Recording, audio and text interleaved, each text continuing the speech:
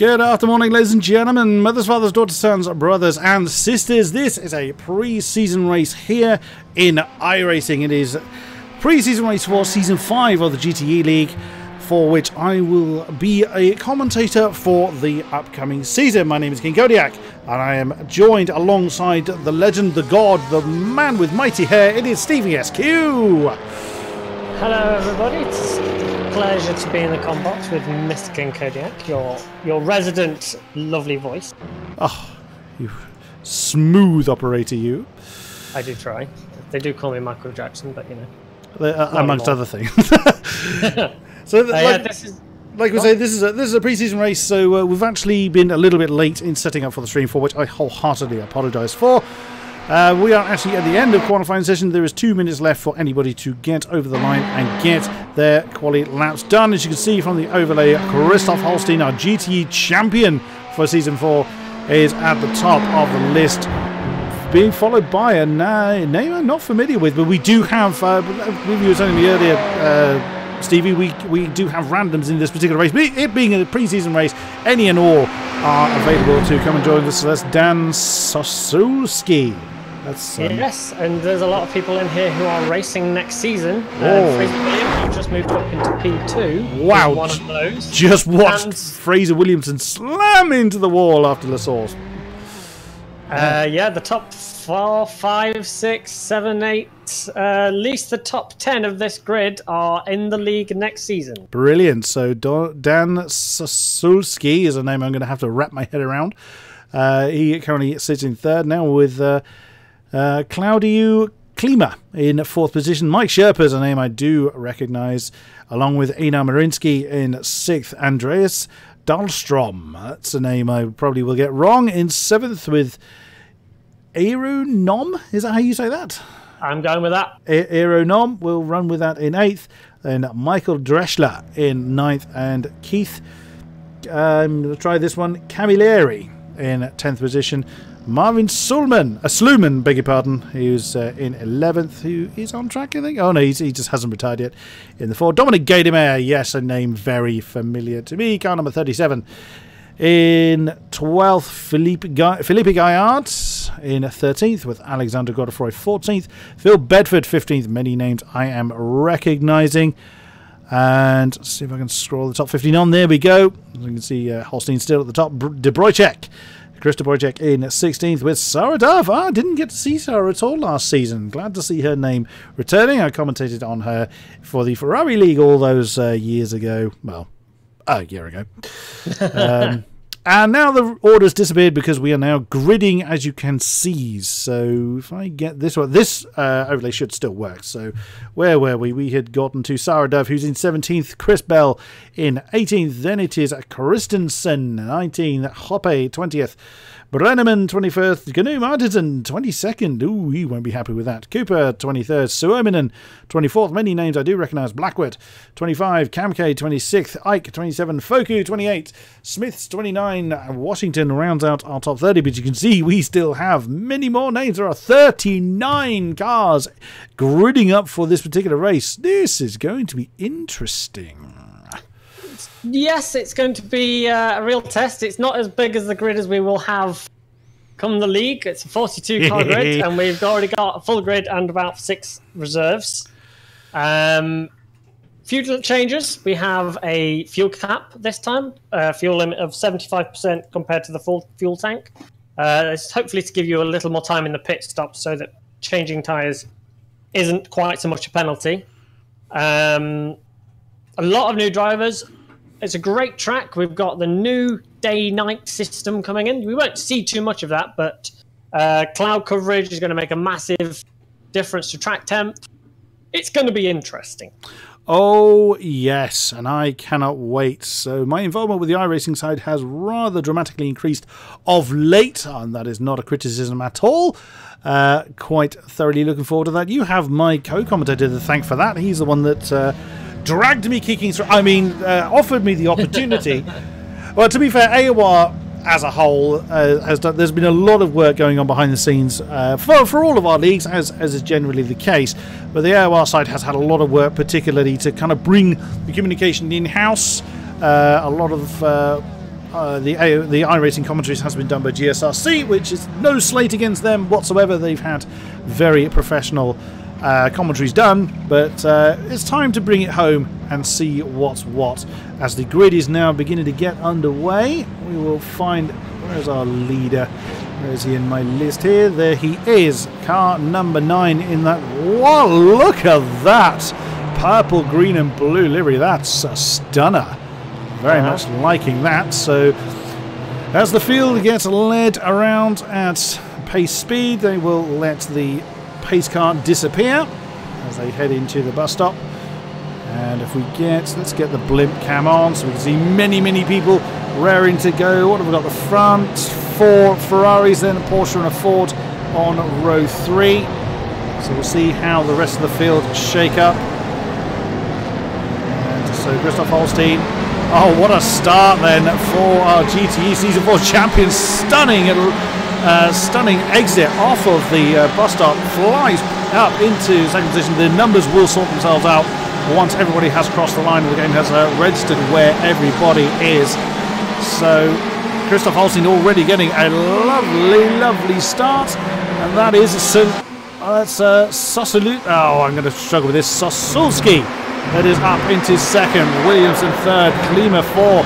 Einar Marinsky has ditched his faithful Ford. He's gone for the Porsche for this particular race. Of course, this gives people an opportunity to try different cars from where they were before. Look at all those mighty GTEs streaming on down the Camel Straight and heading into Les Combes for the first racing time.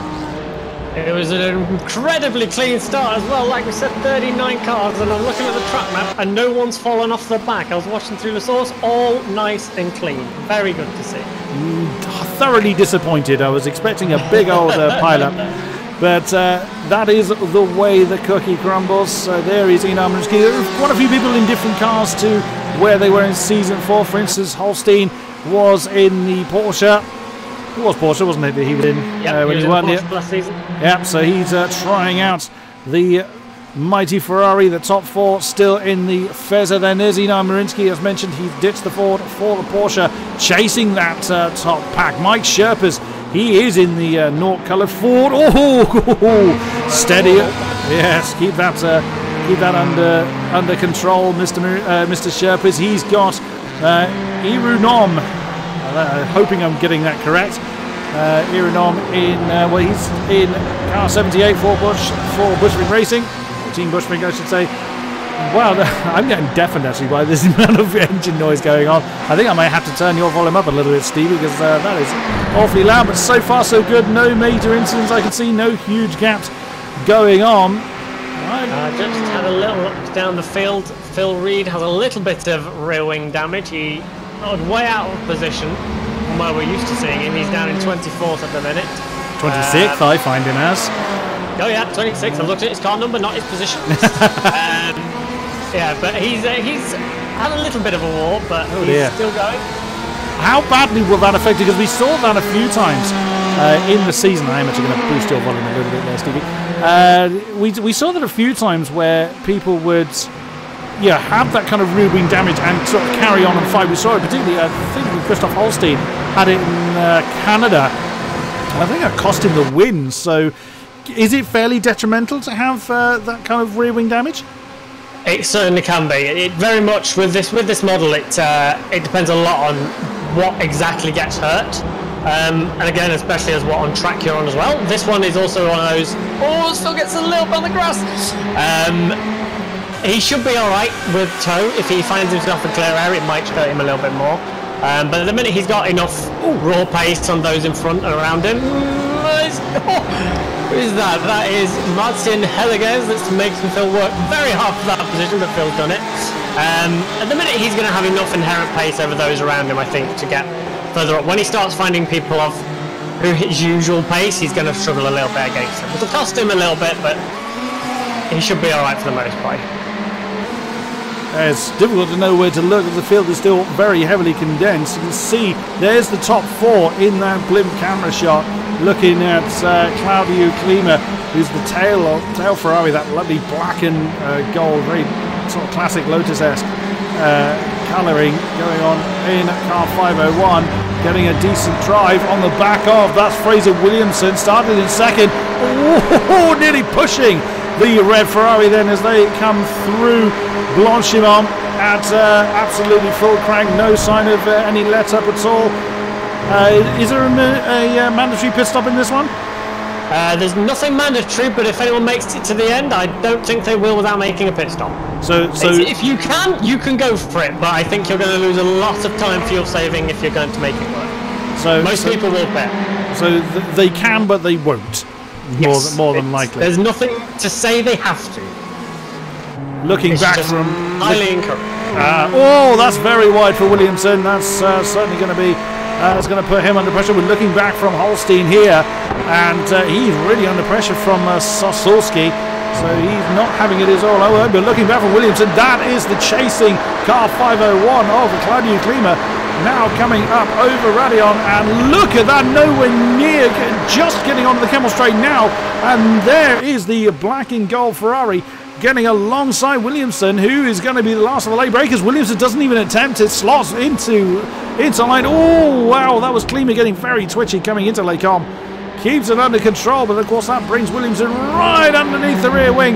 That's the view from the nose of the red Ferrari car 73. That's very close again. It probably isn't as close as it seems, but obviously I'm right on the nose on that particular camera. If we go to... Wow, this looks incredibly close. That is obviously the view from the eyes of the driver. This is, of course, Williamson as we're looking out up front. That gap has remained at around between 4 and 5 tenths between Sosulski and Holstein. So he's not having it his own way. But at this stage, for the reminder of our viewers, Stevie was in the season that has completed, but has decided to come and join me in the commentary box for the upcoming season 5, for which I am ever grateful for. At this stage of the race, Stevie, what thoughts are you going through your head? Are you trying to push? Are you trying to just kind of hit your marks? What's going through your mind? Staying alive. With these cars at the minute, we have the top 15 cars within 10 seconds of the lead right now. You don't want to be throwing it off the road now. It's such a long race, which I know compared to like 3-hour races or 2.5-hour races, only an hour and 20 is not that much. But it's still a long race. There's a lot of time to make places up, but you've got to make it to the end. Don't go throwing yourself off the road because you can lose so much time and so many positions at the minute. It's very easy to push that a little bit too hard because you can. Yep. You see the person in front of you again. Look, exactly as Stephen's just described. Look at that. That's pretty much first, right the way down to something like 14th.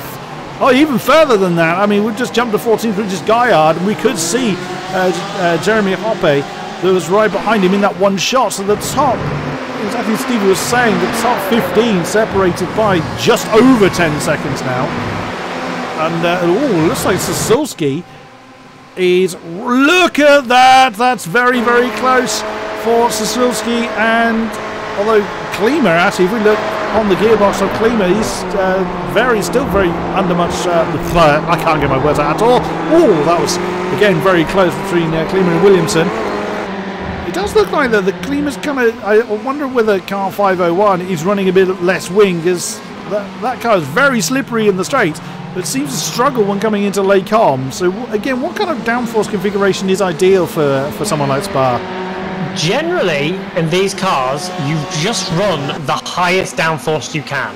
Okay. Because you don't gain as much of an advantage with the slipstream. You get the slipstream regardless, and it's not that much of an advantage to run that lower downforce. The only places you do that is kind of Daytona, Monza, where it is a lot more focused on straight line speed. So here I suspect most people will run higher downforce. Something that I found interesting was I went on board with Dan Sosulski up towards Les Combes on this previous lap, and he was on the rev limiter.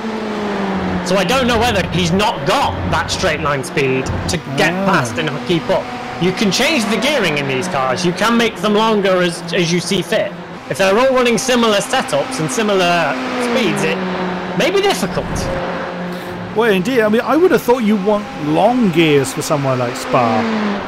Yeah, but it's equally, if you shorten the gears, you get better acceleration. If Chris is running at slightly better acceleration, he gets to his limit at the same time as Dan behind, who's just maybe running that slightly longer but slightly less downforce, you're not gaining. It means he's going to have to do a lot more in the corners. He's going to have to work a little harder to get close. And it's not like he's got someone that's not very successful to get past, is it? Let's be fair. It's the two-time reigning champ. If he beats him, great. Welcome to the league. But it's going to be a baptism of fire, I think. Yeah, that's a shoehorn straight into the pro category. A little bit further down, we've got a gap from 10th to 11th. 11th, Godefroy is dropping off the back a little. We've got our own little train forming here. So there is Marvin Sluman in the Ford with Krista Brojcek, Felipe Gaillard and Jeremy Hoppe. Is it Hoppe? I'm going to go with Hoppe. Yeah, they look like they're running the kind of VEC colouring. And Marvin goes straight past Godefroy into the leg calm, and that was amazing. That was a lovely move. He's got him. The Ford under. Can't surprise he's got the move done. And again, that's looking back from Sluman. That's car 41 in 11th place. Oh, and there you saw De Bruycheck getting a little bit deep, coming into Bruxelles through the no-name corner. There's a lot of pressure. I mean, are you mindful of how many cars are behind you, or do you just kind of concentrate on your own line? Generally, you want to just focus on your pace. But make note, know that they're there. Don't turn in on them if someone goes for it. But you don't want to be focusing too much on them, because then you put extra pressure on yourself, which is only going to lead to a mistake. What's happened to Foku? Foku has gone off somewhere, and he's out. Foku is gone. We're going to do an instant replay and see what happened to him. He's had a moment through Pouon. Oh dear. Oh no. Oh no. That is unfortunate for Foku. He was very quick last season in GTE, and unfortunately he is at a bump. There is one fast repair in this race. He's going to get towed, but once he's fixed, he can get back out there. It looks like as well Sarah Dove is out. I'm not sure what's happened to her. Unfortunately, my replay button's gone a little bit mad, so unfortunately we did practice that bit, but I've gone and forgotten how that bit worked. So don't worry about it. We can fix it. We'll fix that. We'll make sure that element is sorted and rehearsed for when the league begins. That's triggered off the incident list, isn't it? You can be, or you can also just do an instant replay in the camera. Which I didn't do, which I should have done. So apologies for that. Hopefully I'll get a chance to practice that a little bit further on. Also, I'm noticing there's movement around Dahlstrom and Gaydemeyer. That's around 8th position. This train here. So we are looking at car 16. That's the black and red Ferrari at the tail of this train. He's lost that position to Gaydemeyer. And Enel Marinsky. Hello. That's Enel Marinsky on the inside. Oh, is he? Oh, beg your pardon. No, he's the. Oh, who was that? That's Williamson. What's happened to Williamson? He's hurt or he's out or something. I'll have a look. Yeah, let's see what's happened to him. He was. I didn't. That looks like he's parked it. Yeah, that he was just coming to a stop. I wonder whether he was like. Yeah, I think I just tried to get a bit more on Williamson, but yeah, that didn't seem to go well for him, unfortunately. But yeah, we just kind of saw him draw to a stop, which is a little bit strange. Yeah, that's either a panic or something's gone wrong, or it's weird. That wasn't a crash. That was a bit strange. He wouldn't have blown his engine up or anything like that, would he? No, it's quite hard to do that. Unless you do something silly like changing to first from like 150 miles an hour. Well, that'll do it. You should be alright. That will definitely do it. Yeah, so that is the view from Michael Dreschler in 9th. He's the tail. Look at that. That train is up to Enel Marinsky in 4th. And we're going to look backwards from the Porsche. Oh, wow, that's wide. That's Aeronom in the next Ferrari line. Just look at that train. But and he's gone deep into that last turn that's going to compromise Ziggs here, but no one had the space to do anything about it. Now there goes Aeronom on the outside, heading towards La Source, and the Ford, that is Gaydemeyer, I think it is. Oh, that's... Oh, wow. He's gone for it. Gaydemeyer, wow, talk about opportunistic move, as Nom put himself slightly out of position trying to attack into La Source. Then Gaydemeyer shot through on the inside and claimed that 5th position. Great effort then from Gadamer, who's a real strong contender in the series the season we've just done. He's already having a go at Einar Marinsky. Now he's jumped out of the slipstream, but then you've got the Ferrari of Nom that is in the slipstream with the Porsche, and has he got anywhere? He's not going to go try and he's not going to try and part the waves and go in between the two. And there goes Gadamer, slicing through into fourth position. Brilliantly done. He's got a bit of a gap to close down to get to Klima in third. It's about 6.5 seconds there or thereabouts. Wow-wee, Dominic Gadamer is on a charge. That was some really smart driving from Dominic. It was a brave move at turn 1 because it's very easy to sneak through on somebody and then not see you, and then there's a crash. But fair play to Einar. He saw him coming, left him the space. It wasn't Einar, sorry, it was Aero. Didn't turn on him, he left him space, and it set Dominic up a treat up towards Lecom. And now he's got clear air. It'll be interesting to see what pace he can do. He started down in 12th place, so he's a bit out of place considering like he would usually be right up there, top 5 at least. So this could be interesting to see where he goes. He's got 8 seconds or so to make up to the top 3. But he can do it, I'm sure. Absolutely. It's certainly proved himself to have the pace to close down that kind of a gap when he's not under pressure. And what's happened to Phil Bedford? Let's have a look at what's happened to Bedford. He suddenly dropped off my radar. I'll have a look for you. Fetching white and pink Ferrari, unless it's just a lag moment that's dropped him down. Yeah, he's just disappeared from me. I can't see what happened to him. Oh dear! So a disconnection then for Phil Bedford. It's a shame. He was he was a strong AM contender, I believe. Was he not? He won the AM championship. Yeah. Well, there you go. He was a very strong contender then. Indeed. So whilst I just do try and sort of concentrate towards battles towards the sharper end, I do try and get as many people as I can some bit of airtime, especially when they're in a decent battle. But it's quite hard when there's this many of them. That's why I'm here. That is why I've got the God of Stevie next to me. Another battle that's forming is second and third, Sasulski and Klima. It's getting close. Holstein still is just over a second. It's taken him this long to build up. Now either Holstein is just kind of biding his time, or he's just hasn't particularly got an answer to Sasulski at the moment. Well, what's your kind of thinking on that? I mean, Holstein's got the fastest lap, but not by a great deal over Sasulski. Slightly slower by half a tenth than the chasing car number 3. Will Holstein be biding his time at the moment? I doubt it. I suspect he's pushing as hard as he possibly can. Knowing what Chris is like, he tends to just go for it. If he can get out of slipstream, he'll certainly be trying to do that. That's his best shot. Round about the 1 second mark is where you start losing it. You really start to gain the benefit from like 6 tenths back. Okay. But within a second, you're just picking it up a bit. So if he carries on at this rate and can get rid of Sasulski, he will have a much easier time of it, I'm sure. But I mean, when you're within that train, it's quite easy to just sit and follow the car in front and let him punch a big hole in the air, and you would just sit behind and follow and let him pull you along. It's when these lot pit, then it'll get a lot more interesting. I don't think at the minute Dan's interested in trying to pass Chris. I think at the minute he's probably more concerned with Klima. So he's playing the defensive game rather than thinking about trying to make the move. And Klima is getting very close. That's just over 3 tenths between cars 3 and 501. So Klima could well be the Romanian looking to put the... Oh, what's happened to Marinsky? Marinsky's lost the place. He's just been passed into the bus stop by Aeronom, and Mike Shepherd as well nearly had him as well.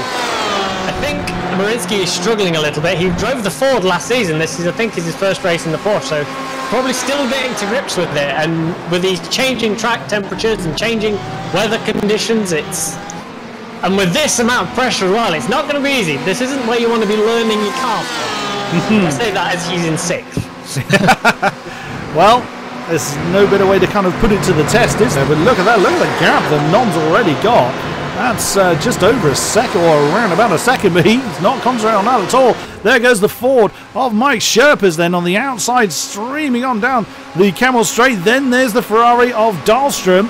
The Ford just nosing ahead of the Porsche. Who's going to come out on top, side by side, coming through Lakon? Nicely done by Mike Sherpas. Car number 19, but still not done.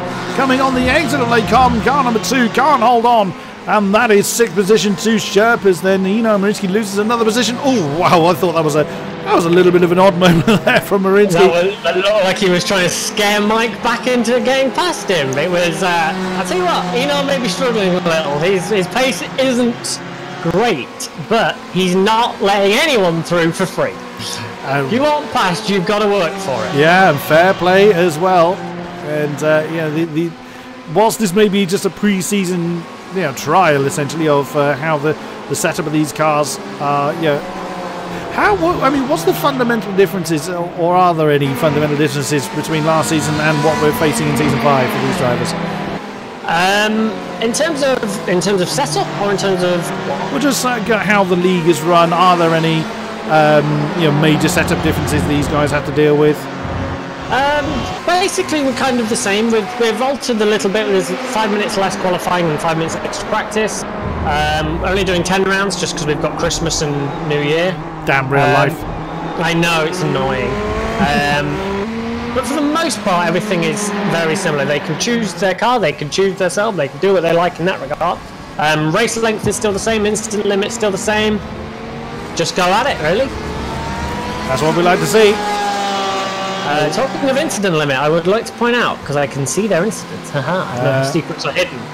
I can't, unfortunately. No, I tried to get that set for you, but it wouldn't work. So never mind, as long as one of us has that. There is a 20x incident limit. You pick up 1 incident point for running off track, 2 incident points for losing control, which can be a spin or just getting exceptionally sideways and then to stop in the middle of the track. 4 for a full-on crash with another car, and 2 if you hit somebody, you get 4x and they get 4x. It's no blame apportion. You both touch somebody, you both get the incident. Yeah. Sam Blackwood is on 19 at the minute. He's currently running in 21st place. He's got just under an hour to go, and if he has 1 off track, he's out.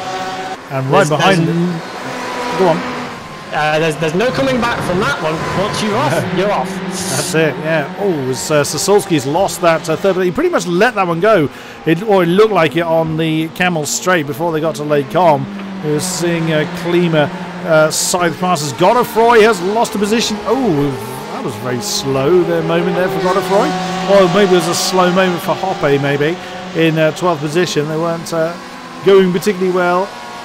But they're all running that VC livery. They are, aren't they? Working together, I think. Although okay. we did see there was points last season where they may be teammates, but they still want to beat each other. Yo, didn't we just? Yeah, team orders. Kind of a, Oh, what's happened to Helligers? Something's happened to Helligers. Let's see what. See if I get the replay function working. Obviously, that's 27th is where he now is. There he is, car number 10. Although that says 43. On track. Has he had enough? Yeah, he's just pulled over. That's his day done. Yeah, okay. Don't know. Maybe a technical difficulty that he felt he was making him unsafe to continue. Just having a look now. Phil Reed is running 17th. His pace is his best is a 2:15. Compared that to the leaders, which is a 2:13. So he's running a couple of seconds off. So that damage is probably hurting him quite a bit now. Now he's not got anybody around him for slipstream as well. It's going to be a bit tough. Eno Marinsky still on the back of Mike Sherpas as a battle for 6th position. The Porsche challenging the Ford with Ferrari hot in tow through. They look so twitchy. I mean, they may well look, feel more in control than it looks to me. But through a route over Radion, then onto the Camel Straight. Here we go again. Marinsky now has nosed ahead of the Ford, and that's Andreas Dahlstrom that is keeping his. Keeping an eye on things, but Ford manages to get back up into 6th. Oh, that was close. Sherpas just biding his time, didn't panic, kept a level head, and back through into 6th position for the Ford. Nicely done. It's interesting, isn't it? We thought I was struggling. And yeah, Mike just passed him and pulled a little bit of a gap, but that slipstream, you make any mistake and that car back in, it's so easy to just stay with that car in front. It's so difficult to break the toe, although it looks like Chris Holstein up front has managed to do it. He's got 1.5 seconds clear now, which will be music to his ears, I'm sure. So here we go then. We are, what are we, 10 laps down 10 laps done, and still we've got just these big groups, or certainly this big group going on. That's Sherpas in 6th down to De Bruycek in 11th. Then the another 3-car train, as you can see at the bottom of the shot, that is Hoppe, Goyard and Godefroy, 12, 13, 14. And then Chris Bell a little bit off the back of that. So still lots and lots of cars in very, very short succession. Sosulski hasn't fallen too far off the back of Klima. So you're saying the slipstream is affected to around about 6/10? Oh yeah, Sosulski is wrapping it up right now. It's Christmas lunch for him in terms of slipstream. He can just easily just sit behind Klima and just let Klima pull him along. It may be that he's just like not bothered to fight Klima. If Klima's got better pace, let him go. Let him, yeah, you bring the whole team back in. I'll just follow you, and then I'll pick up the pieces if it all goes wrong. So, how does that affect kind of fuel usage? Is the car working dramatically less if you're in the slipstream for an extended period of time, or does it not really make any difference at all? It depends massively on track. Daytona was a big difference. Daytona was very much a strategic race of you want to be in drafting and you want to be slipstreaming for as much as possible. But the moment you fall out of slipstream, your fuel consumption goes right up. Oh, that's close! Oh, Marinsky and Sherpas again. Marinsky's gone back up into that 6th position. But goodness me, that was very nearly impact between the Porsche and the Ford. Car number 2 back up into 6th place then. Still has Sherpa, Dahlstrom and Dreschler. Michael Dreschler at the back of that pack now in car 137 in that black and orange Ferrari. And there's the Ford of Marvin Sluman right behind them, so he could well get involved in this battle. De Bruycek, he's got that Porsche coming with him, so that pack could well get a little bit bigger. There's that previous pack of 3 we mentioned of Jeremy Hoppe, Felipe Goyard and Alexander Godefroy. So big old pack there, exactly what you said earlier. I need to get that name right. Sosulski. I will practice that emphatically in between now and when the league is due to start. So car number 3, Sosulski is pressing on. I think we have a big representation for Team Bushfink. I seem to remember you mentioning, Stevie. We have, from my last count, at least 8 Team Bushfink. Oh, who's that? Who's that? There's off. Someone is. That's not. Is that Foku? No. Washington. Oh dear, that was Anthony Washington in at 36. Got it horribly wrong at the bus stop. He's now finds himself a lap down, so that hasn't gone well for him. We're already down to 28 cars. We started with 30. Well, one of these cars is actually listed as you, Stevie, so technically 38. But yeah, it's a big win. Even so, still 29 cars is pushing already what we were at max of last season. Yeah, I'm amazed that there are still battles so far up and down the grid. I just by chance went down to P20, Stefan Kamke. He's in a 3-car fight with himself. He's not fighting. He's in the fight. With him, Richard Brenneman and Cohen Van Eyck. They are less than a second between the 3 of them. That is your AM class from last season, and they are, after 25 minutes of racing, nearly 30 minutes of racing, they are right near each other. Oh, you see that? Oh, hello, what's happened to Goyard? Oh, he's under pressure from Godefroy. Oh no, sorry, it's Goyard challenging Hoppe, coming into. Oh, that's close! 157 nearly slamming into the back of the mid Ferrari. Yeah, the VEC colours really being trooped between Goyard, Hoppe and Godefroy. It's a Ferrari having to go again. That's Hoppe on the inside, coming through Bruxelles. Can he get it done? It looks like another one wants to make it 3 wide. That would be exceedingly brave coming through Bruxelles. Now no name, and that is Jeremy Hoppe coming back up into 12th. That battle has not... well, there we go. We were talking about team orders. I mean, okay, this is a pre-season. Oh, what's happened to Gaydemeyer? What has happened to Gaydemeyer? I'll tell you what happened to Gaydemeyer. Gaydemeyer has been disqualified. Oh, no. You were talking about the incident limit, and we're about to see it happen. And that was Washington's car right ahead of him. Oh, he hit him. Oh, Gaydemeyer. No, no, no, no, no. That is not how you go racing. So what a shame for Dominic Gaydemeyer. He was absolutely charging through the field, and then to fall foul of the incident limit, certainly like that. But now I know how the instant replay button works. You're not going to escape me this time. Oh, hopping in Gaillard again. Oh, that's Blanchimont. Oh, and then you've got Godefroy getting right in there as well. The three of them separated by less than a tenth. And look at that. What a move by Gaillard to jump up into the middle of that particular pack. And here comes Godefroy again to try and get back into the pack. No, oh my goodness, that would be an amazing move if Gaillard can do it. He's nose ahead of the Ferrari. No, the Ferrari had a good drive. That's Hoppe that's gone back up into the lead of that particular train. Can Godefroy then come through and take the next position? No, that's still Gaillard on the outside coming through. Lassource now back down towards Rouge and Radillon. Who's going to come out there? No, Godefroy's got a slot behind Gaillard. These three-way battle. Yeah, 13 laps these guys have been fighting for, and they are still fighting even now. Great effort. What's happened? Another one seemed to have fallen foul. What's happened to Sam Blackwood?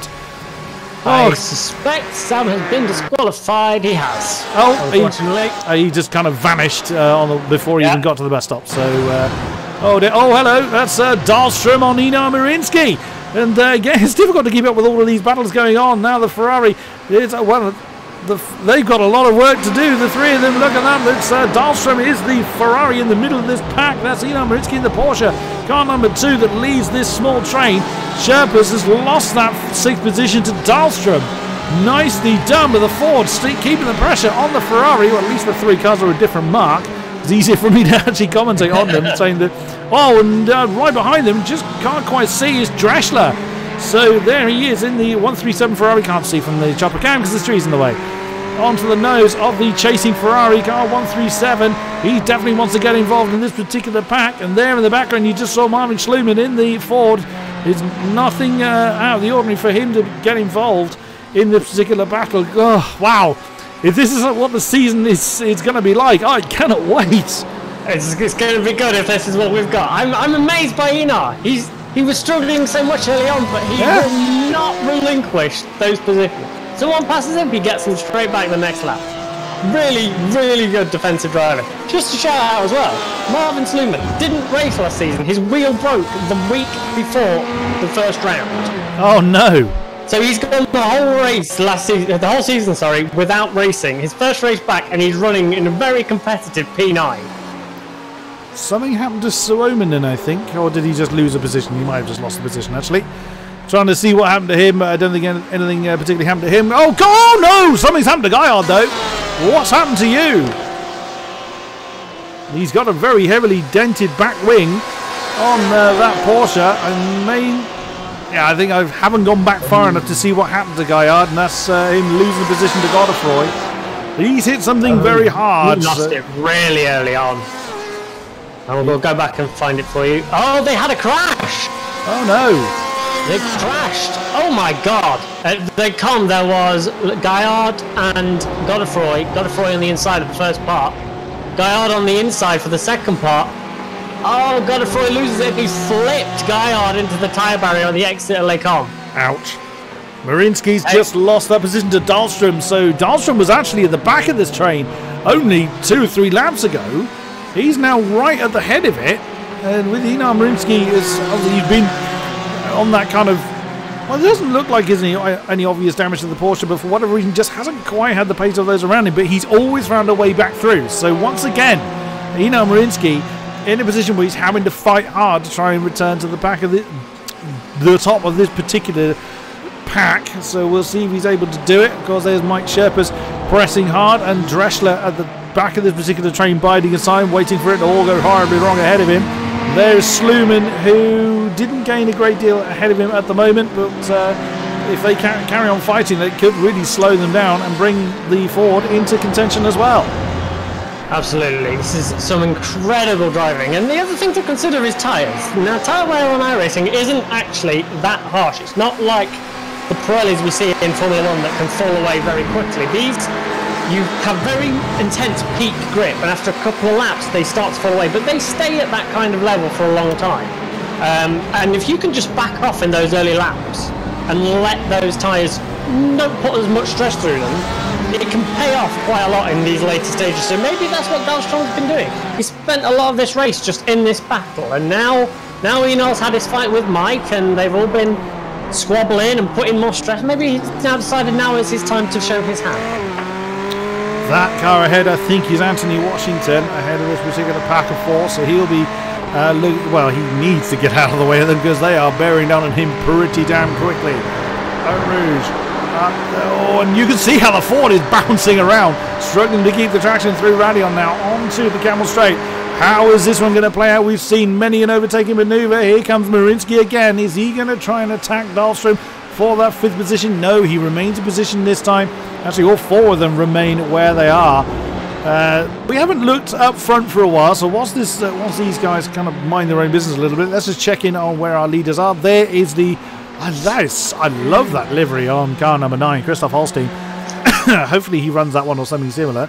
So he continues to lead by just shy of 2 seconds from Claudio Klima in 5:01. Then it is car number 3 of Dan Sulski.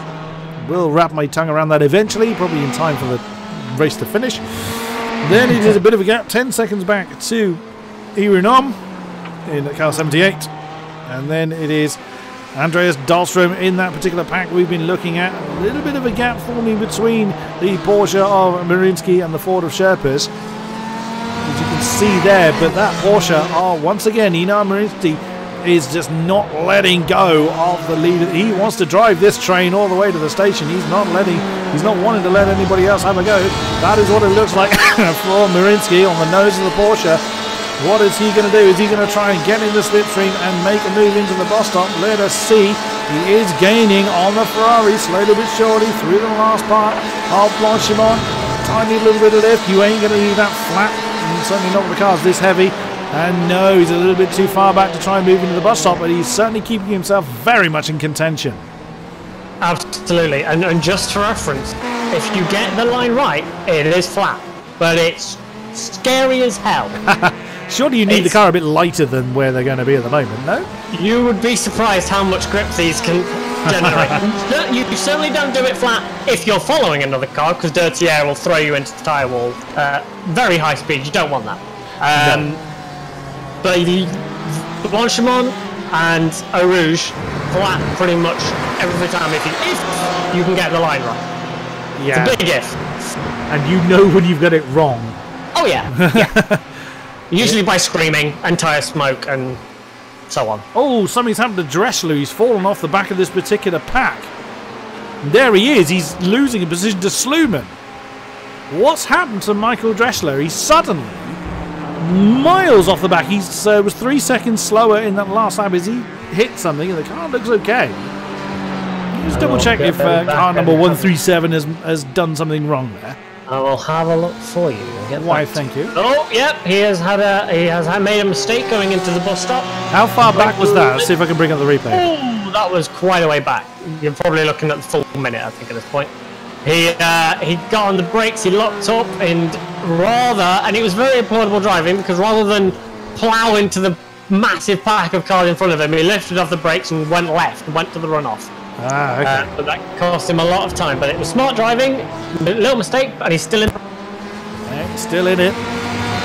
De Bruycheck and Hoppe are still close together. That's battle for 10th position between car 32 and 28, the two VZ coloured, the Ferrari and the Porsche. We did have another one. Oh, what's happened to Phil Reed?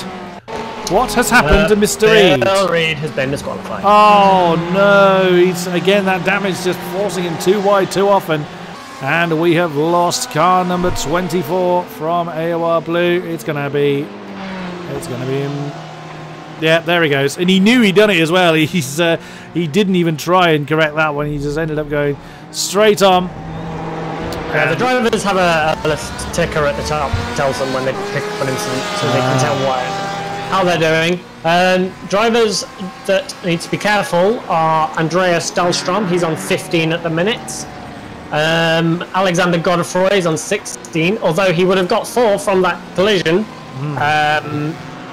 which messed up himself and his teammate, even though if the crash didn't do that on its own, they also got penalties for that. Cohen van Eyck is on 19, he's got to be very careful going forward. Yeah. But everybody else is around relatively low. Leaders, just for reference, Chris Holstein has got 3. Wow. Klima has 6 and StevieSQ has 5. Very well driven then by our top 3. Looking again at Einar Marinsky's really staying in touch with Andreas Dahlstrom. Mike Sherpa's in hot pursuit as well. Then it's 5.5 seconds back to Sluman in 8th position. Dressler has fallen behind him with that mistake that we previously mentioned. Who else is in the front? Let's look at somebody else. There was Jeremy Hoppe and Krista Brojcak in those 2 VC coloured cars as we were looking at earlier. Then it is Chris Bell. He's a little bit on his own there, car 35. Then it is Alexander Godefroy with a very heavily dented Felipe Gaillard already behind. That's 13-14. Canoe Martinson, we haven't looked at him for a while. He's very much minded his own business in 15th position. Yeah, he's been running his own race. He's just getting on with it. He very nearly won the Pro-Am Championship in Season 4, despite not turning up for half the races because his wheel broke as well. He's very quick. He's just doing his thing. He's just doing his thing, indeed. There is a ongoing teammate battle for the Slotherines between Cohen Van Eyck and Stefan Kamke, who have a rather amusing livery, worth saying. So for me, Ike is the white. Well, it kind of reminds me a little bit of the pace car, actually. That white and black livery, and then the one behind is Stefan Kamke. He's got the. Now I've been told about. I got told off for not noticing the livery of the sloth on the roof. I think it was. That is now gone. Yeah, I was going to say. Complain about it. Now it just says this side up on the roof. Can we? And if you were to go to the chase cam, there is a nice message on the rear wheel. It's fine. It's nothing. Yeah, I can't really see it. It's kind of got the 70. You shall not pass. I think I may not have the... Oh, I know why. I forgot to start trading paints before we started. That's why the livery looks different to me. That's my fault. I was told to run it and completely forgot in my haste. Oh, we've lost Cohen Van Eyck. He's been disqualified. Oh, is that Pooh on again? No, he's down on Blanchimont. So, yeah, he's going to... Very easy to do that. Oh, he lost it on the exit, didn't he? And then off he went. And that was the end of that. Like I said, if you get the line right, it's flat, but if you get it wrong, it's not. It's this track. They say this track is a tough track. It's a driver's favourite. The drivers love it. It's a tough track, and it will punish you. You make a mistake at Eau Rouge, there's not much you can do about it. It's straight to the scene of the accident. Same with Pouan. Same with Blanchimont. There's a lot of runoff, but you're going really quick. Yeah, you're gonna find the wall. PDQ. Yeah. Oh, what's happened to Soiminen? He's in the pits. So nothing's happened to Soiminen. Pit stop should be happening pretty soon. We are just over half race distance now, so the pits will be coming in soon. That is a lovely blue livery, or for me at least, car 47, Matthias Salo Christensen. That looks lovely. I hope that one gets run. He is racing in this league, and he does have a good one. Yes. Nice. So, back up to Marinsky. This battle for 5th position continues. Oh, a little bit of a stutter there. Apologies there. Oh wow, my games are getting very stuttery. What is going on here? Oh, that's what's going on. My trading paints decided to start right there. That was okay. That's not what I intended it to do. Sorry about that. Why it kicked in at that particular moment. Oh, that looked like Sluman coming in. Yep. Car 41, Marvin Sluman for V3 very Racing. Well spotted. In he comes then. Oh, that Ford does not sound nice on the pit limiter. I'm sorry, but I'm not a fan of the Ford engine note by and large. I've never made a secret of it, but on the rev limiter, that sounds horrid. Yeah, it's. I'm not going to sound what it sounds like. It's not good. The stream-friendly version is it sounds very much like a cement mixer. Yes, let's say that. I just, as we're watching this battle, Einar Marinsky, Mike Sherpa's colour magically changed because, of course, now my trading paint is actually doing what it's supposed to do, which it should have done earlier. But like I say, I forgot to start at the beginning of the race. Now suddenly, Mike Sherpa's is running that orange and black AOR branded livery. There he is in car 19. That does look rather fetching. And if you were to now click on Marvin Sluman, you would see that very same livery, because they are going to be teammates now. Well, for the moment, it's still running. That's a default livery on Sluman for me. That red, white, and blue liveries. That may change as time goes on. We will see. But again, I keep looking at Marinsky. See, oh, Sherpa's only just keeping that one on the black stuff. Who's close to the incident limit, Mr. Stevie? Andreas Dahlstrom, if he's on 16, he's now, no, I take that back, he's on 17 now, he's just picked up another off track. Oh, and that'll be another one, he looked like he wandered off a little bit there. iRacing is a little inconsistent with where it gives them. The corner it gives them will always give them, and some are very strict and some are not. But all the corners you're fine to just go where you like. It's really infuriating, but at least it's the same for everybody. And Dahlstrom just went white and has now reappeared. We are all in the pits. Oh. They've all come in together. They have. Oh, it's a shame. Holstein's livery's changed. No, I want the last one back. Actually, it actually looks like on that view that Holstein slammed into the back of the pace car. I know that's technically not possible, but it just looks like he hit the back of the Mustang there. Oh, I think Dan is taking tyres. He's been lifted up on the jack. Oh, he has. Yeah, good spot. This will be interesting. Oh, there's a lot of people coming in the pits now. Look at this lot. So that is a Dreschler now leads in the Privateer 137 Ferrari. Then it's De Bruycek second. Oh, there's a Ford that's out of position. I'm assuming that's... No, it's not Foku. And must therefore be... No, it's not Alec Hudson. Who is that? Oh, it's Christensen. Yes, of course, that blue, fetching blue livery. Car 47, he's about to be a lap down. So Dreschler, Holstein has come out in third. Klima is at 1.8 behind. Yeah, so Sasulski did indeed lose a considerable time, which you would do. I mean, what's the pit lane loss if you take tyres? Well, I'm not sure he did, to be honest, because he had the exact same pit stop time as Holstein. Oh, okay. So maybe he just took... I don't know, I'm confused as to why they raised him up on the jacks. You don't usually get raised up. No, indeed. Through the pit lane, Holstein was 45.3 seconds, Klima was 46.1, and Solsinski was 45.6. And there you see the blue Ford getting very much out of the way. What's happened to Brenneman in the pits? So nothing has happened to you. So Klima has cleared that back marker in between himself and Holstein. So on goes the chase for the lead. There in the background is Sasulski. He'll be looking to close in that particular gap. Whether he has or hasn't. Can you change 2 tyres or must you change all 4? You can change however many and as little as you like. You can change 1, you can change 3, you can change 4, you can change 2. So maybe, unless he's changed like the left pair, for instance. All I will say is I've only ever done 2 and I'd never do it again. It is terrifying. You have if you change the front, you have so much front grip and a rear end that can't handle it. Yeah. It becomes very difficult to drive. But I'm not, they're better drivers than I am, so they know something I don't.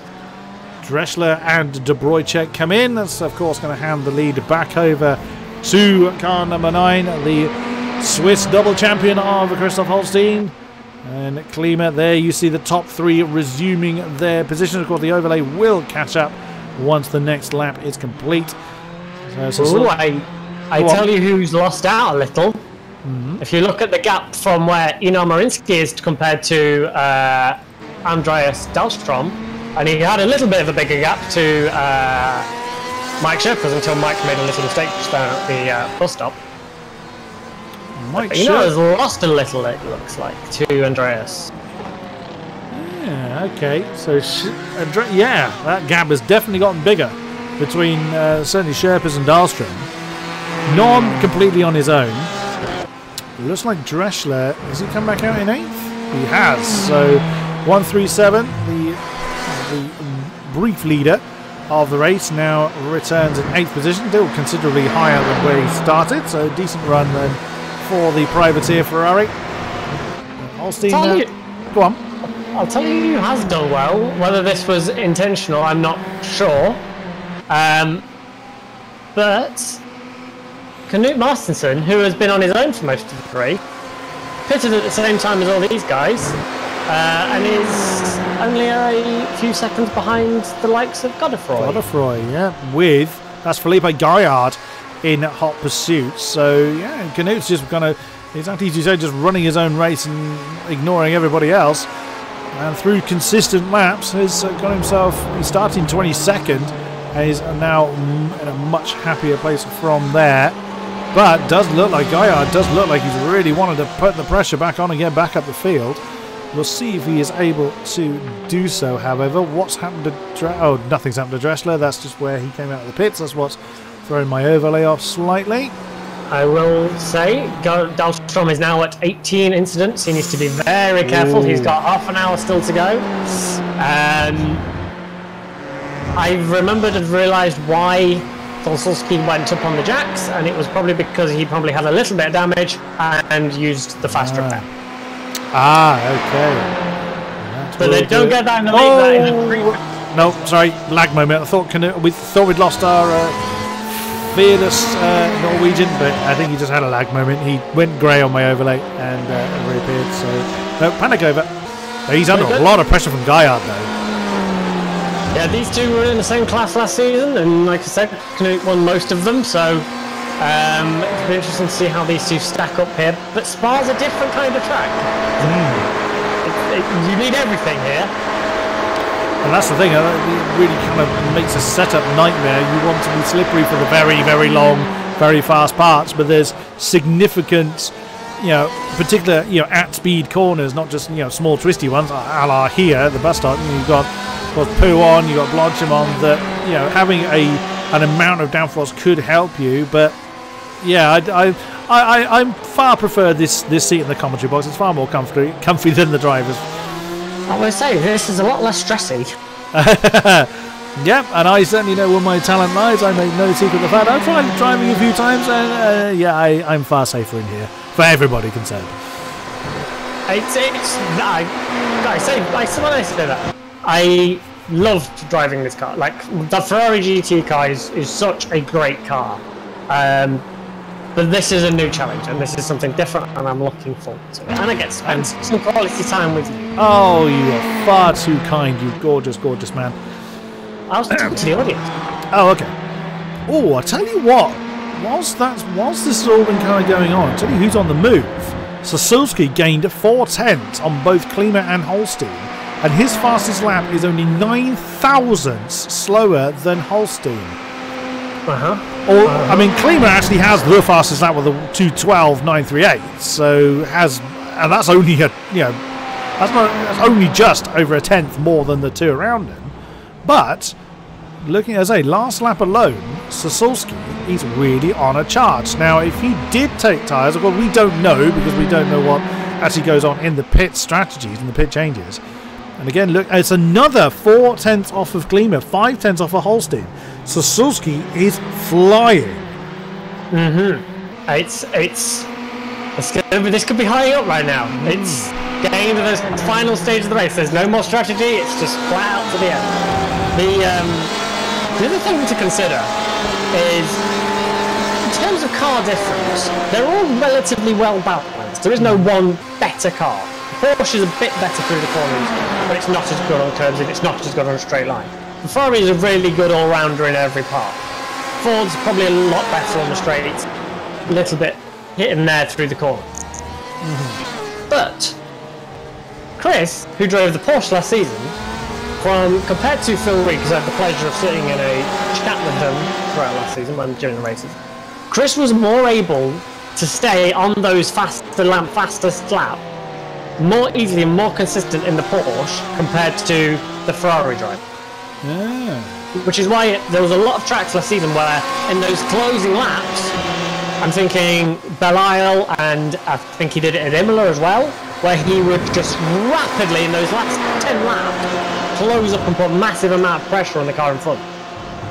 It'll be interesting to see if he can do that. Yeah, absolutely. I'm looking at this three-way battle, which is Godefroy, Martinson and Gaillard.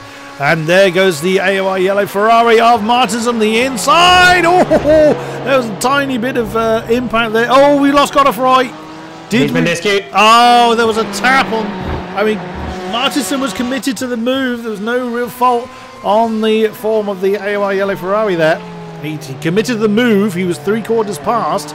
And unfortunately, Godefroy just turned in too much. His front right tapped Canute's rear left. And boom, car 157 pays the price and he is gone. That's the rule. If you touch, you both get it. There's no blame. It's well, he hit. No, you both get the same penalty. Don't hit each other. So what's Canute's penalty count now? He's at 15 now. He's generally speaking. Oh, he's gone very wide there. Oh, this could be bad for him because Gaillard is right there to capitalise. He had a little lock-up going into the S there, and he's paying the. Oh, he disappeared briefly from me there. But he's blinking a little, actually. Yeah, he's a little bit. I mean, for those who are wondering why they do disappear from our view, it's just purely a lag moment. Whether it's us spectator to the driver, but it's generally driver to server. If they blink, they just have a small lag moment. But yeah, Canute Martinson under a lot of pressure from Felipe Gaillard. But again, the Porsche, it doesn't look like either the Porsche just backs off, or he just runs out of steam. And Canute just has a little bit more to help defend from the consistent attacks from car 107, Felipe Gaillard, in the VSC Sim Racing Cyan car. Oh, that's the Porsche. Oh, Dahlstrom, what's happened to you? Oh, you've been overtaken. That's what's happened. Mike Sherpas on the inside of Lake Arm in the orange Ford. Goes through up into 5th. Nice clean move. Sasulski is really keeping Klima honest. They're coming through Puon. You just saw the green flash. Oh, have we lost Dahlstrom? Did we lose Dahlstrom? No, yep, he's gone. He's out. Oh, another one. What a shame. There's a few drivers now that's really starting to rack them up. Michael Dreschler's on 18. Krista Boychek is on 17. Marlon Cooper is also on 18. There's Alec Hudson's on 19. Matteo Solo Christensen's on 17.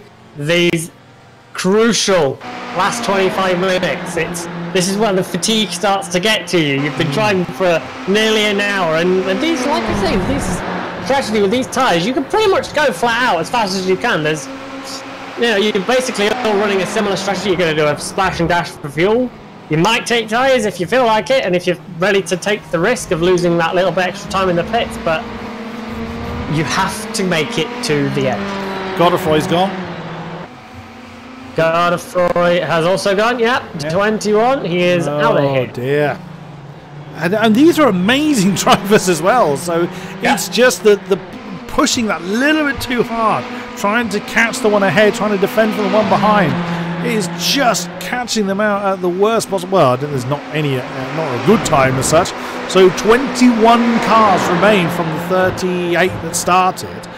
So yeah, we could. There's another thing that our drivers have to bear in mind. Yes, granted, this is only an exhibition race essentially, but it's still valuable practice for when the league starts. It's certainly something our drivers have to bear in mind for when the season gets underway good and proper next week. Absolutely, and it's very much dependent on track. Spa is typically quite a tough track on off track. Oh, Canute's in trouble. Something's happened to Martinson. Sorry, Stevie, they cut you off there. Let's see what happened to Canute. Something's gone wrong in the bus stop. He's lost the position to Gaillard. Did he just overshoot? Oh, yeah. A little bit too deep on the brakes. Only just kept it on track. Oh, a bit of a blinking moment from Gaillard. That's it right now. They're side by side going down towards the Rouge. Canute's just got him back. Oh. Got back Gaillard got the position into the source, but had an oversteer moment coming out of it, which then set Canute with that little bit extra grunt that the Ferrari gives. It's still not over though. Canute's going defensive down towards the cone. Gaillard's going to go to the outside. It's possible if you've got the better brakes, and he looks like he's going to give it a go. Oh, still going. Porsche's had to get out of that. Ferrari's still going. And Canute Martinson defends that 12th position from that charging Porsche. Gaillard has a look on the inside of Bruxelles, does not commit to it, and think we've lost Suominen. Or he's just having another pit stop for some reason. Now down to 17th position in car 25. Oh, Holstein's had trouble, I think. Or he's made a mistake somewhere. He's suddenly got a lot of pressure behind. Or unless it's just a case of the other guys have been pretty hot. I think they've both just done really good laps. The last lap for Holstein was a 2:13.8, the other two 13.4 and a 13.3. Yeah, once again, Sasulski, the quickest of that top 3 pack, is charging on, now just half a second behind that black and yellow Ferrari. Yep, Suominen has called it a day, I think, from what was 17th place. Now, is something going to happen finally between Sasulski and Klima on the Camel Straights, charging on down towards just under 21 minutes to go. Holstein will be well aware that the 2 Ferraris behind him are getting very much closer. Do you kind of, in the closing stage of a race, do you kind of pay maybe a little bit more attention to those behind, or do you just carry on pressing on as you have been? Now you can, if you've made it this far, now you can start driving a little bit more focused on what's going around.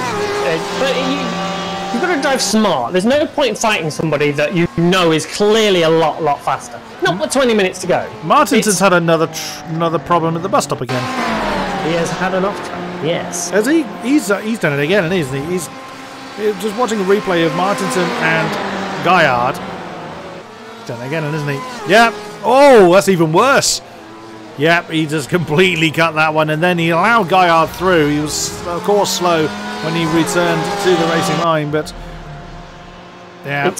We'll say the bus stop is incredibly tricky to get right. It's there's not that many useful braking points, and something the drivers are having to get used to now is iRacing. Like I say, they've only recently introduced day-night, which means that with the cloud coverage as well, where you used to be able to rely on a shadow that wouldn't move for an hour and a half. Now it can be there one lap, it might not be there the next. It's and I will just point out, between this battle between Gaillard and Martinson, if they touch, they're both out. Because one's got 16. No, now they both have 17 because Gaillard got one through maybe. Oh, that is again saying close to the win for that battle for 12th, but the lead battle continues. All 3 of them really condensed. Sasulski still the quickest of the 3, another 10th in his favour against Klima, and there's 19 minutes to go, so he does have time to overhaul the pair of them if he's got the pace, if he's got the tyre life left. Again, we don't know the condition of any of their tyres. It could be the Holstein's kept a bit in reserve. He hasn't been defending from anybody for a while, but now he's really going to have to think about it. As onto the Camel Straight they come. Holstein's not going to be under any immediate danger yet, but give it another few laps at this pace, he certainly will be. Yeah, the minute he is, last couple of laps, he's been the slower of these 3. By which I mean he's still the 3rd fastest car on the track, but he is certainly under pressure a little bit now, and you can tell the speed's getting there, and they're starting to push a little bit more. Whereas 40 minutes into the race earlier, they all had like 3 incidents, 5 incidents. Holstein has 8, Klima has 11, and Sasulski has 10. It's creeping up a little. They're pushing the boundaries a little bit more now, I think. Absolutely they are. And still we've got battles going on. We've got, of course, got this 3-way battle here. We've got a battle going on for 8th. Here it is with the 2 VEC coloured cars. The Ferrari ahead is Jeremy Hoppe, and that is Krista Projek in the Porsche. And of course it is Martinson and Gaillard for 12th position that we are looking at the moment. So still they continue to fight very hard. And look how defensive Gaillard's gone. He's gone very hard to the inside line. Now cuts back across, perfectly allowed to do that. Oh, but Martinson gets close. Do you, when you can see your incident limit is that high, it's got to put that much more pressure on you. You can't just ignore it. Oh no, you've got to pay attention to it. You can't. If you notice you're racking those incidents up, you've got to learn. You've got to drive differently. It doesn't. Oh my God! Klima almost hit Cole Holstein into the bus stop. Then he's under great pressure. There's a car spun, and it looks like Suzuki's a great Klima here. Oh, Foki's in the pits. We've lost him.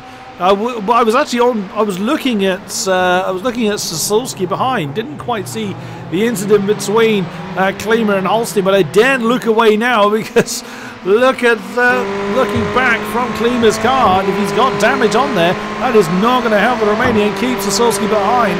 Now through Eau Rouge, through Radion, and once again onto the Camel Straight. He'll have it. He'll have it there. Yeah, he must have surely, but that's given Holstein a little bit of breathing space.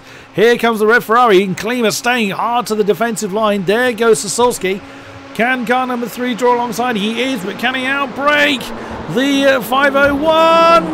Whoa, it's both of them. No impact yet, but so close. Here comes Klima again, trying to get him on the exit of Lecon. Doesn't quite happen, and through into second is Sasolski. Nicely done. Very nice driving. Absolute millimetre perfect from both of them. Very fair. Klima fought as hard as he could. He braked late as late as he dare, and he just left enough space. Lovely stuff. That's what you want to see. I bet that was a clenching moment though, because dear God, that was tight. And again, through somewhere like well, through anywhere here it's not the widest track in the world, so you can, one mistake can, make that fateful touch that could disqualify you. Quite a few cars have fallen victim to it, as we know. 20 cars remain in this race through either disqualification or through their own retirements or incidents. But now, another one that's gone. He was running so well earlier. Who? Andreas Dahlstrom. Oh, Dahlstrom has indeed gone. Car number 16. How many have we lost through incident limit? I'll get back to you. It's quite a few. It's that just goes to show how hard these 11. 7. Oh, 7. It's even still. It's quite a significant percentage of the field. Fallen victim to it, but again, no one is leaving anything on the table. They are pressing hard, and that's exactly what we want to see. But keep it on the black stuff, otherwise we will lose it entirely. And now, as I say, the gap was 1.8 between Sasolski and Holstein at the point that Dan got through into second. It's already down to 1.5. He is chasing after Holstein with everything he's got left. In that Ferrari, he's got less than 15 minutes to overhaul, 1.5 seconds. This is going to be interesting. It certainly is, and it's easy to forget. They've been racing now for over an hour, and they are separated by less than 2 seconds. They have been with each other the entire race. They pitted on the same tyres, on the same lap. They've got the same amount of tyre wear, probably. They've got a similar amount of fuel on board. This is it. It's just about the driver here right now. It'll be interesting. Again, we saw a few times last season where Holstein just got into the lead and just disappeared. Off he goes. But if this is any kind of indicator, it's not like Holstein's made a mistake and got damage on the car as we saw in Canada. This is just raw pace. This is just a great scrap that's gone on between these three, as has been the case since about lap 2 or something like that, when Klima got up into that second position. Started 4th, finds himself 3rd, and of course Sasolski was next in line. I can't remember who it was that actually started 2nd. That was quite a while ago now. Don't know if my overlay tells me. It doesn't, so don't know off the top of my head. Or Canute, thought we'd lost Canute Martinson from that particular battle, but no, he just had a lag moment.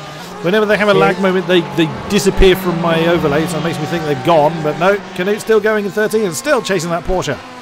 Yeah, they are embroiled in their own battle. And this, I like to think this is about pride. This is, set your stall out early. I'm coming for you this season. Gaillard was very quick last season. He was very quick. But here we go. Look, sorry again, Stevie. The top battle. The top battle, Holstein no longer has a second gap between himself and Sasolski. He might do after the drive. No, he doesn't. Sasolski gained 0.6 on the leader last time around. Klima lost 0.2 on Sasolski. Actually gained a few tenths on the leader. So that gap, first to third, he's only 1.2 seconds even now. But looking back, Holstein won't be under immediate threat yet. But he'll know that car number 3 is getting bigger and bigger in his mirrors. We're going to have to start to see how well Holstein can defend. He's got over 10 minutes with which to defend for. And see, 10 minutes sounds like a long time. That's 5 laps. That's 5 laps here, yeah. Yeah, it's and this with slipstream so powerful, and now Dan's within that critical 6-7 tenths range. now it's going to be difficult. Spa is not that easy to defend around because if it's slipstream, it's slipstream. That you make your move and you hope you can outbrake. Yeah. Again, they're not under immediate pressure for instance, are they? The top three? No, the highest is down. He's on 12, but he's fine. Yeah, so they've got incidents in hand. So they know they can push hard. I mean, if they were about to be disqualified, we'd seem to be a bit more cautious. No such issues for our top three, but still, every corner, every braking zone, Sosowski is getting ever closer. That gap continues to fall. Oh, well, that's a long way off for Sosowski. That'll be another one on the list, I would have thought. Nope, that is perfectly fine. Okay, so around Stavilo, you can get away with that one. It's, like I say, it's inconsistent. It's quite annoying when you're learning a new track. Yeah, nature of the beast, unfortunately, but that is the way it is. But look at Klima's really falling off quickly from this particular battle. Now, up to the bus stop once again. Holstein. Look how close he's getting. It's Sosowski. That's less than 6/10 between cars 9 and 3 of Holstein and Sosowski. Klima doing what he can to hang on desperately in 5:01. He's doing a decent job, but he's outside of that 1.3 behind Sosowski. So he's out of that kind of DRS range. Who is that they're catching up to? Is that Alec Hudson. No, Alec Hudson, yes. The lapped car, he will be moving out of the way when these lot come through, I'm sure. I would imagine so. That's on the nose of Sosowski then. Over Radion then onto the camel straight, keeping the car nice and settled. He'll be wanting to close in. He's getting a slipstream. Unless he has the dive bomb of the century, he's not going to be challenging for the lead yet. There we go, 4/10. It's just going to just about dip underneath, and they hit the braking zone. Not quite, but each lap that was 1.5 tenths in Sosowski's favour last time around. So the pressure definitely on him. I would imagine the tyres, if they didn't change them come the pit stop, I would imagine Holstein's tyres, if he didn't change them, would be pretty much screaming by now. They're not, like I say, they're not too bad. They don't like get down to, they don't ever really get down to like the canvas. Okay. Or they don't get that far down, but once you go past sort of 40-50% wear, then they start to struggle. And I think, I mean, I only ever had that once in doing this, which was at Silverstone, and it was front left, and it was not happy. They should be all right here, but they will not. They won't have optimum grip. They will be sliding around a little bit. We've lost another from the race. I think it's a person we haven't actually looked at all. Jamie Smith was 17th, car 45 has gone. I suspect. Let's double check if that's another incident limit. It is not an incident limit. Oh, what's happened?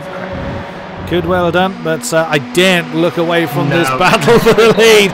Sorry, Jamie, but I'm afraid all eyes at the moment are on this lead battle. It's been brewing for so long, and here it is. It is now taking shape. As you can see on the overlay, 5 laps to go. That would have started at the beginning of the previous lap, and again, Sosowski getting very, very close, but not able to challenge just yet. That's the view from in-car Sosowski. So he'll have been watching Holstein. He'll have an idea of where he can attack, and Holstein in return has got to hope that his defensive skills can keep this charging car number 3 behind him. It's going to be a tough move here. Dan gained 2 tenths on him on the run to Lecombe last time. He's only 3.5 tenths behind him at the minute. I think this is either going to be a hell of a damn day braking manoeuvre, or Chris is going to have to settle for second and try and go back again. Although the back marker with the slipstream here, that might have just helped Chris Holstein there. Oh, it could well do. And there we go. You can see that's Hudson just backing out of that. Yeah, I imagine that did, and yeah, why not? Absolutely, perfectly allowed. It's not like you could stop it. The problem for Chris is Dan is, and we saw it a little bit here. Like, you can plan so far ahead on this track because it's so long. Coming out towards Blanchemont, you have that massive curved straight, but all that has to do is just bring you in contention for the bus stop, to just hold you there, hold it through the source, and then you've got all the way down Lecombe, up towards Lecombe, to make that move. We've lost De Brochak. We have indeed. He's at 20. Another one! Goodness me, half the field. There are a few up there now. Aero Nom, Mike Sherpers, Michael Dreschler, Knut Martinsen, Guyard, all on 19 or 18. Merlin Cooper, also online TV. He's not been on for a while, so he's driving steadily. He's not making any more mistakes in the minute, and I hope I don't curse him now. This is going to be tough for Chris because he has nobody in front of him now. On board with Sosulski once again. Through Blanchimont, absolutely full crank. The car number 3 is gaining. He's going to have to be careful how he times this. Is he going to make a move on the inside of the boss stop? Will Holstein defend? Holstein goes to the racing line. Car number 9. Can he hold on? There goes 3. And was on a little bit of impact. Couldn't quite see from that angle. But here comes the switch back then for Sosulski. And no, Holstein gets a decent drive. But that puts Sosulski straight back into the slipstream. And he's going to dive on the inside of the source. There he goes. Can he get the lead this time around? No, he's slightly too far back. He can't commit. Holstein needs to get the drive of his life out of the source, which he does. And that gives that... He's given himself 4 tenths. It's a stonking drive out of the source. Here we go once again into O'Rose over Radion. Can Holstein fend off this ever-persistent Sosulski? We've got 3 laps to go. It's been going for an hour and 20 minutes. It's boiling down to the last 3. Holstein feels the need to go for that defensive line. Forces Sosulski to the outside for the first part of Lake Calm. He's committed to it, but he can't turn in. Oh, and he actually went onto the grass on the inside. That would have batted to the inside limit. But that's going to give Holstein as decent a gap as he can get, as up to 5 tenths. So that could well be enough to keep Sosulski behind. That was some very intelligent driving from both of them. I think they were trying to outwit each other rather than outrace each other there. Chris didn't go defensive into the bus stop. And I think that was because he's like, yeah, go for it. You pass me. I'll just get you back towards their come. But he didn't. So he didn't pass him. He just like, okay, I'll just put you offline a little bit into turn 1. And then he went for it. And it still wasn't enough. But Chris has now shown his hand. Every time you don't make a pass, or you hold someone off, they learn. Yep. But Chris is now amateur to this. He's the 2-time champion. He's got a few tricks up his sleeve, I'm sure. This is not over yet, but this is such a close finish. Absolutely, and this is why I love commentary so much. But here we go once again. Blanchimont is going to allow car number 3 to close in. He's 5 and a bit tenths down at the moment. Not going to try and move. Klima is nowhere near this, so unless Holstein and Sosulski come together, he's Klima's not. Oh, Holstein's got deep. Oh, he has. But he can't cut underneath it. Sosulski, brilliant parking there by Holstein. Sosulski couldn't cut underneath him. There was a wild Ferrari in the way. Here we go again. He's going to try and cut on the inside of the source. No, he sticks to the racing line this time. Oh, but he sewed his nose. He made himself very aware in the mirrors this time. That puts him within 2 tenths. Or within 3 tenths rather, of the race leader. Now this is going to be Sosulski's best opportunity. We're on the penultimate lap. Here we go once again. Eau Rouge, Radion. Now is when Sosulski needs the drive, and here he comes. He's going to jump out from the slipstream at the last possible minute. He's got the momentum. He's going to have the lead, but it's going to be how they come through Lake Calm that's going to matter the most. Holstein is still alongside. How on earth did they not touch? I don't know. Look, I dare say look more than judgment, but wow, that was an incredible move. Holstein there had to be clenching going on. There's no way that they were just cool as cucumbers coming through that. But finally, the lead has changed on the penultimate lap to Dan Sosulski. But now the roles reverse. Holstein will know where he's got to charge, but he's already half a second down on Sosulski. So let's see if Holstein's got anything left in that Ferrari to answer. It will be amazing if he does. This is the first time he's been behind a car all race. He's had very little experience in this race of what his car's like in dirty air following another car. I don't think he's going to have, based off how far he's dropped back so far, I don't think he's got an answer to Dan's pace at the minute. He's already out of that kind of slipstream sweet spot, so that's going to make it harder. We've lost Merlin Cooper from 15th. That's another one fallen. Unfortunately. I assume that's incident limit again? It is indeed. Another one falls. That's going to leave us with 17 cars. That's literally half. Yeah. During all that, Canute got past Gaillard. They're still together, but Canute's ahead for the time being. Final lap is about to begin. Just 2.25 minutes for these guys. Still half a second. Holstein just hanging on to the back of Soskulski. He's going to take a mistake, really, from car number 3 for Holstein to take the lead, but he is in the position he needs to be. For the final racing time, down to Eau Rouge come these guys. Holstein is gaining in the slipstream. Up they come over Radion. And onto the Kemmel Straight. Is Holstein close enough? He is, but is he gaining quick enough? Soskulski thought about making the defensive move. He's gone to the racing line. Is Holstein going to dive? He's made himself... No, he doesn't commit to the move. That's quite wise. He was a little bit too far back. But that, of course, brings him back in contention. It is going to come down to the line. It's car number 9 just piling the pressure on. And it's in these dying moments where mistakes can easily happen. All Chris needs to do is stay with him. If he's got to run through up towards Blanche, it's not over. It's not over yet. Although Chris running very wide, they're both up to 15 on the instant limit. Wow. Imagine that, disqualified on the lap. It's happened. We've seen it happen. Disqualified on the final lap. I'm not sure it's happened from the lead, but... there goes Dreschler. We've lost Dreschler from 8th. Yeah, it's done. He's out. He's 20. Exactly what we were just saying. Yeah, disqualified on the last lap. Yep. I haven't seen it from the lead, but I'm sure it's happened. Yes. And last race of season 2 at this very track. Second and it wasn't quite the lead, I think, but it was second and third. They collided out of the final corner. Oh no! Oh, literally meters from the line. Yep. I think Dan is going to have this. It does look like it. Chris is gaining, but he's not gaining enough. And I don't think Chris will have anything negative to say. That was a stunning effort from everybody that survived.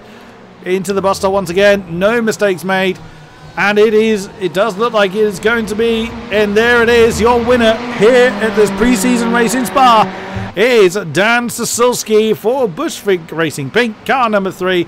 Christoph Holstein, double champion, takes second for Comrade Gaming in car 9. Claudia Klima's already disappeared.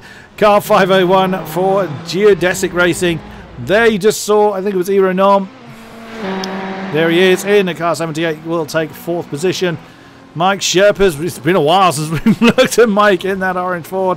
Here he comes, car number 19, V3 Racing, takes 5th. Einar Marinsky in the Porsche is going to take 6th position.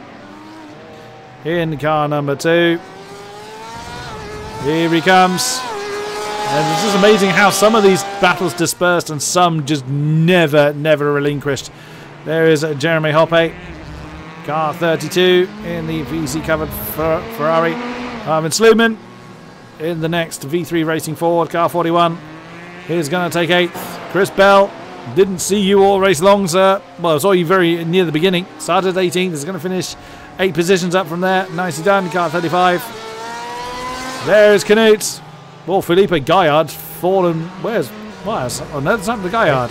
Oh, he's miles behind. Dropped right away back. Canute Madsen crosses the line. He is going to be in 10th position. And Gaillard, well done for Canute because he had a quiet race, but he's picked it up towards the end. I've got 2 10th positions for a while. Oh, Richard Brenneman is deemed 11th. Interestingly, we haven't looked at him for a while for the PCDC Motorsports car number 6 Porsche.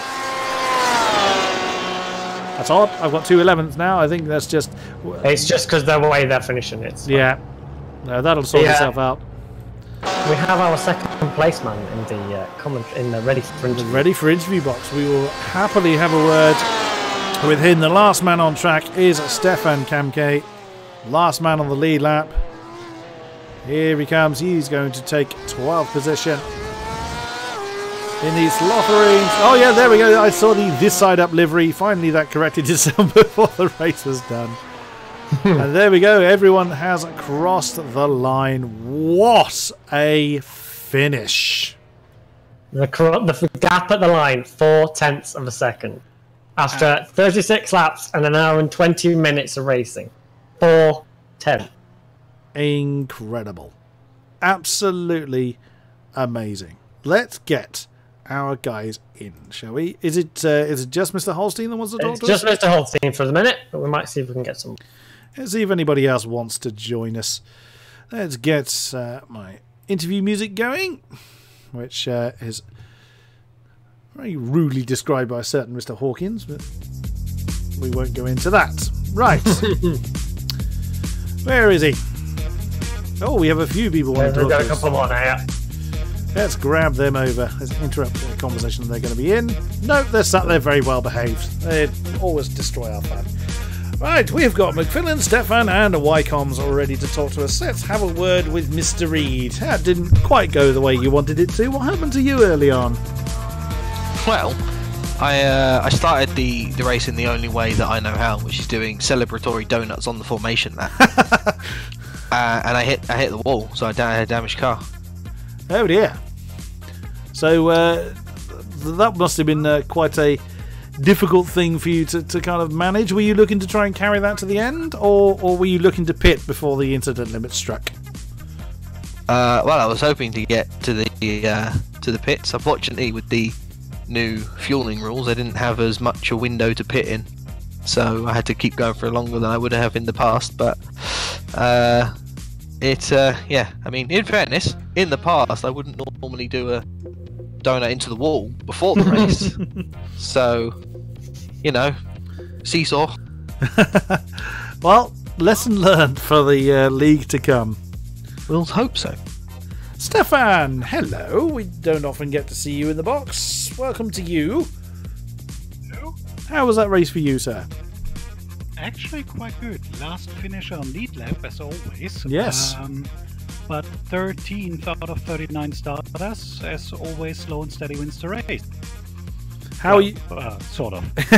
How are you feeling ahead of the season? Are you confident on where you might place, or is it too difficult to tell at the moment? Well, it's the third season in the third car, so trying to learn a new car again, but I'm really liking it. Looking at the competition, it will be even tougher than the last season. So season 3, I sort of won the AM Cup just by showing up. I was by far the slowest, but I just finished. Last season, competition was fierce, finished 4th, again just by finishing.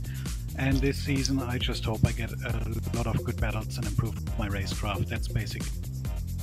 Awesome stuff. And finally, our second place finisher, Mr. Holstein, joins us. It looked like you had a lot of work to do there. Oh, it was just like a cat and mouse game really for the whole race. It seemed like once I got Dan and Claudio out of my slipstream, I think I gained like less than half a tenth a lap or something, and it was just so close all race long. And after I was still ahead in the pits, after the pits, I felt like, okay, let's just continue this, and then you're fine. But I have no idea how, but Dan was ridiculously good on his tires in the end. Really, that was just, I had no answer to it really. So that was a bit frustrating, obviously, to lose it on the penultimate lap. But yeah, like, it shows really that, you know, we're getting some new fast people in the league, and we're going to have a very exciting season ahead of us. Indeed. Anything from your side, Stevie? Chris, how do you think your race as a whole compared in the Ferrari to a normal Porsche race? Any major differences? Because, you know, Stefan's driven 03 now. He's qualified to have a say. You've now driven 2 competitively and could have potentially have won state. You didn't, but you could have. Yeah, I mean, I think I was surprised how well the tires lasted. Obviously, there was a little bit of a drop-off in the end, as you would expect, really. But it wasn't as significant as I thought it would be. It might have been due to the track also changing, I think, during the race, I guess. But what I noticed really is like the brakes are way better in the Ferrari, or like way, like, you know, you can gain more time on them. But it's just really like, it seems like the traction and a bit of the stability in general is really better in the Porsche. So yeah. Okay, I'm out of questions, Your Honour. I felt very excluded from that last question. Phil, how many cars have the 3 of you driven? I have driven 1. So Phil, how does the Ferrari compare to the Ferrari? You know, it's pretty good. I can tell you that a damaged Ferrari is not as good as a non-damaged Ferrari. We're glad you put that particular concept to the test. That's why I'm here. I think now's as good a time as any to wrap that one up. Thank you very much to those that have been with us throughout the chat. It's been a great pleasure to commentate for you guys. Thank you very much, Stevie, for tolerating me in the commentary box. A great pleasure to have you alongside me, sir. Thanks for having me. And I look forward to doing it on Friday. Oh, yes. This week for the start of Phil. Take it away. What is it this week on Friday? Christmas is Tuesday. No, it's a Monday, but whatever. I mean, let's not get into that. No, not now. Not now. Not the league. Okay. What? It's the start of the F3 League. Hey! It's the new one of the new open wheel cars on iRacing. It's replacing some sort of the Formula Renault 2.0. What track are we starting? Oh, you've put me on the spot. I have. Hang on. Just Montreal. keep it rolling. I know it actually. Chris, what is it? It's Montreal. Oh, okay. It's Canada. Nice crabs. I'm gonna enjoy that. So new car at Canada, and then next Friday we have the first round of this championship, which is at Imola. Ooh. Monday. You said Friday. You did. I've talked a lot. Fridays. I've talked way more than I normally would. So there's two iRacing leagues we have running in conjunction. One on Fridays, one on Mondays. The GTEs fly the flags on the Mondays, and it's the Formula 3s and 3.5s that run on the Fridays. So catch us then for more AOR action, and thank you very much, and good night. Bye.